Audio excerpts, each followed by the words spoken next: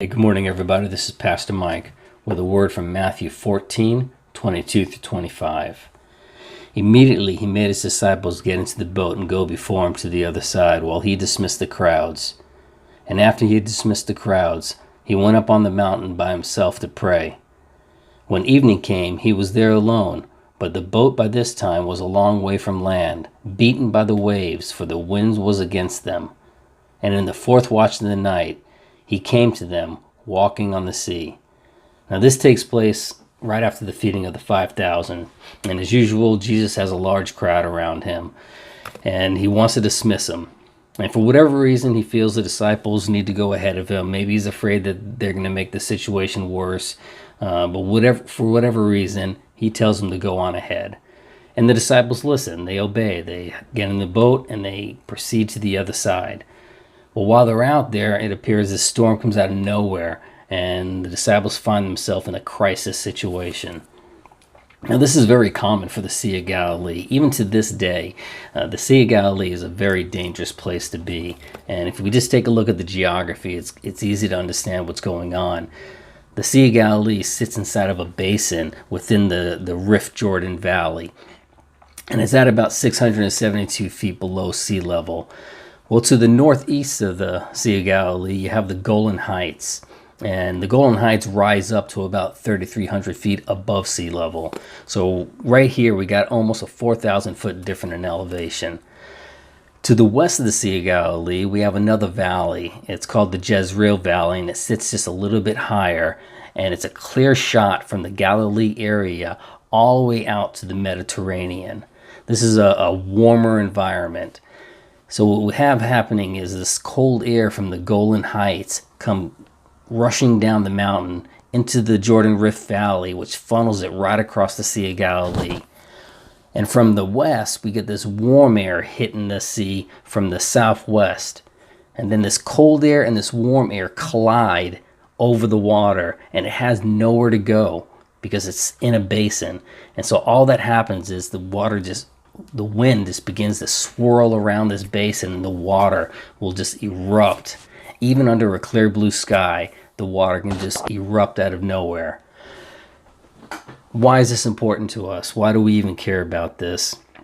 Well, it's important because it paints an accurate picture of what's going on with the disciples. They weren't just being bounced around on the water. It wasn't just a rough day on the lake.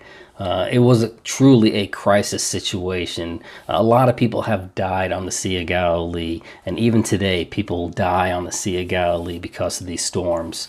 So the disciples were truly in a crisis situation. The other thing that's important about this is it shows that this wasn't anybody's fault. The disciples didn't make a decision to go out on the lake knowing that a storm was about to erupt. They weren't being rebellious, and they didn't push ahead of Christ against his will. No, the disciples were doing exactly what the disciples were told, and yet the crisis still happened. This is true to us today. We can be doing everything right. We can be praying, we can go into church, we can be doing Bible studies, we can be tithing, helping others, and still the storms in our life are going to come. We love to point the finger at ourselves every time this happens. We love to beat ourselves up when we say, how can I let this happen? How can I be so stupid? How can I make these decisions? And if we can't beat ourselves up, or we just don't want to beat ourselves up, well, then we're going to beat somebody else up, and we're going to say, this is his fault. This was his decision. He's the one who caused this situation. But sometimes it's nobody's fault.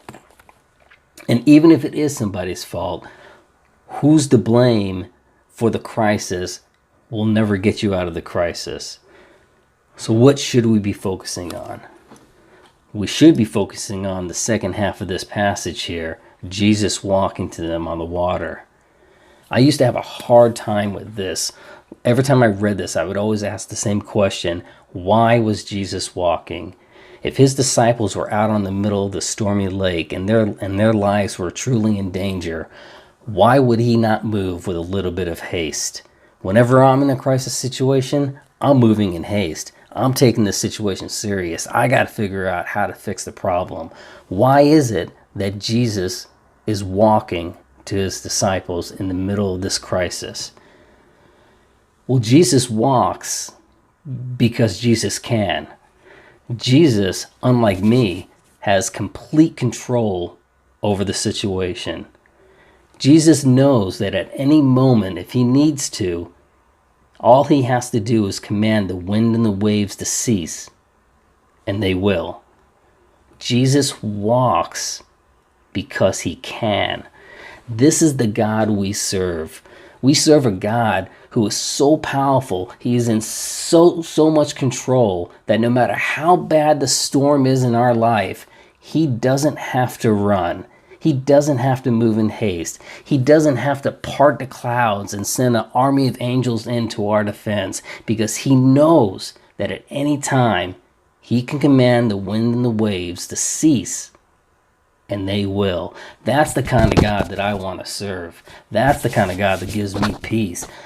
I think that if the clouds ever opened up and the army of angels came down to rush to my defense, that's a time to worry, because obviously we've exceeded God's ability to handle the situation. But that's not what we have. We have a God who is in complete control in any situation, a God who is able to walk when all we want to do is run.